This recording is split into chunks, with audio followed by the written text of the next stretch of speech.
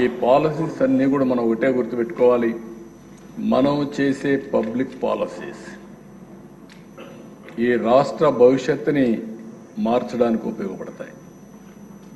ఆ రోజు ఒక్క ఐటీ పాలసీ ఇదే మాదిరిగా డబ్బులు కూడా ఎక్కువ ఖర్చు పెట్టలేదు. ఆ రోజు పాలసీ ఇచ్చాం, ఇంజనీరింగ్ కాలేజీలు వచ్చాయి, ఇన్ఫ్రాస్ట్రక్చర్ క్రియేట్ చేశాం. అంతా వేకెంట్ ల్యాండ్ ఉండేది, గవర్నమెంట్ ల్యాండ్ ఉండేది, ఆ ల్యాండ్ అలాట్ చేశాం. వాళ్ళకి కావాల్సిన నీళ్ళన్నీ కూడా వాళ్ళ ఖర్చుతోనే మనం నీళ్ళన్నీ ఇచ్చాం.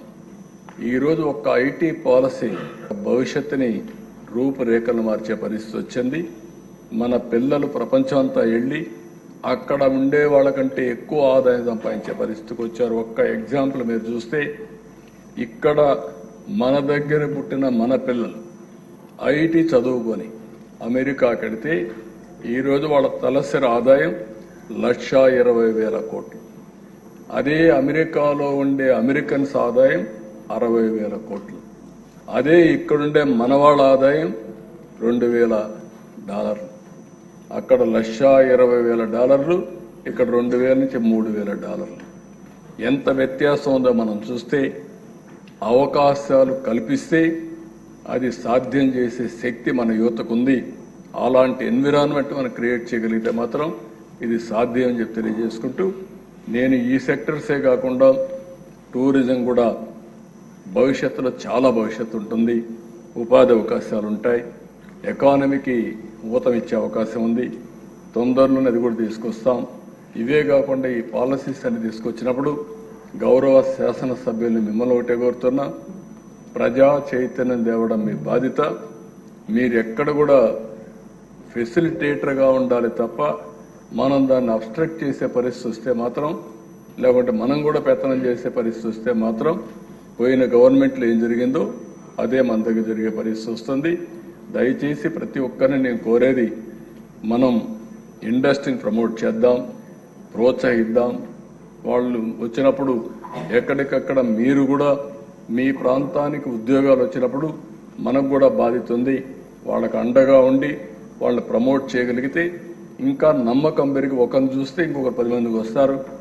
ఈరోజు మీరు ఒక్క విషయం గుర్తుపెట్టుకోవాల్సిన అవసరం ఉంది. మనం చేసే పని ఏ విధంగా 10 మందికి తెలుస్తుంది. దాంట్లో ఒక ఇండస్ట్రియలిస్ట్ వచ్చి కానీ పాజిటివ్గా మాట్లాడితే 10 మంది కమ్ముకొని వస్తారు. అప్పుడే ఒక ఎన్విరాన్మెంట్ తయారవుతుంది.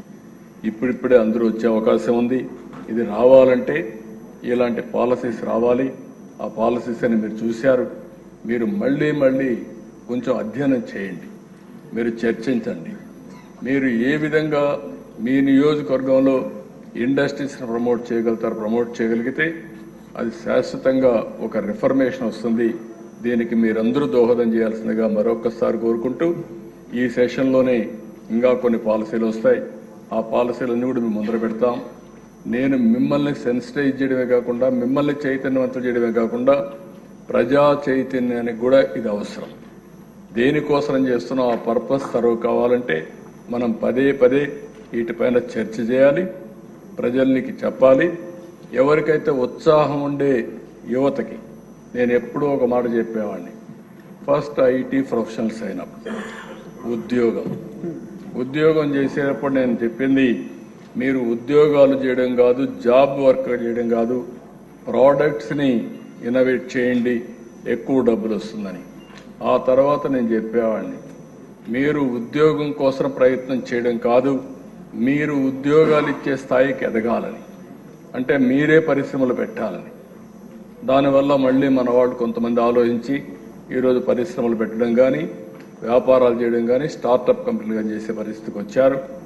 మన యూత్లో కూడా చాలామంది తెలివైన వాళ్ళు ఉన్నారు. మొన్న నేను డ్రోన్ కాన్ఫరెన్స్లో చూశాను.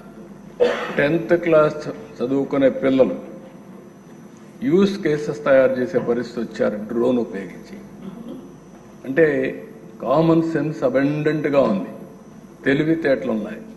ఈరోజు మనం అంతా ఇన్నోవేషన్స్ ప్రపంచం మొత్తం తయారైనట్టు చూస్తే యూనివర్సిటీలో పిహెచ్డీలు చేసిన వాళ్ళే కాదు, లేకుంటే యూనివర్సిటీ అయిన వాళ్ళే కాదు, మామూలు వ్యక్తులు కూడా ఎక్స్ట్రాడినరీగా చేయగలిగారు. ఈ విషయాన్ని మీరు గుర్తుపెట్టుకోవాల్సిందిగా మరొక్కసారి కోరుకుంటూ, మరొక్కసారి మీ ద్వారా ఈ రాష్ట్రంలో ఉండే యువతకు విజ్ఞప్తి చేస్తున్నా, ప్రతి ఒక్క కుటుంబంలో ఒక ఆంట్రప్రెన్యూర్ తయారు కావాలి. దానికి మీరు దోహదం చేయండి, మీరు సంకల్పం చేయండి. మీ సంకల్పానికి ప్రభుత్వం పూర్తిగా సహకరిస్తుంది.